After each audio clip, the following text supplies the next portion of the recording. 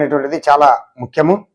దానిలో భాగంగా రాయలసీమకు తలమానికమైనటువంటి ప్రభుత్వ జనరల్ ఆసుపత్రిలో జరుగుతున్నటువంటి విధానం, తర్వాత అధికార కూటమి ప్రభుత్వం వచ్చిన తర్వాత కాంట్రాక్టర్ల కోసము అనేక గొడవలు జరిగినటువంటి దాఖలాలు గత రెండు నెలల కిందట ఈగల్ అనేటువంటి కంపెనీ సెక్యూరిటీ గార్డ్స్ది దక్కించుకున్న తర్వాత ఒక వర్గం పోయి, అంటే టీడీపీలోనే ఒక వర్గం పోయి వారి దగ్గరికి మాకు సబ్ కాంట్రాక్టర్ ఇవ్వాలని చెప్పేసి వారు గొడవ చేయడం జరిగింది.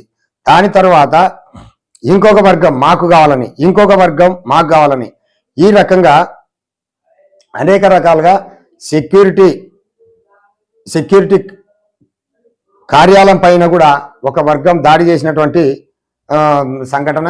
తర్వాత సెక్యూరిటీ కార్యాలయం పైన దాడి చేసిన తర్వాత ఈ విషయం, ఈ పంచాది పోలీస్ స్టేషన్కి కూడా పోయింది. ఈ కాంట్రాక్టర్ల విషయం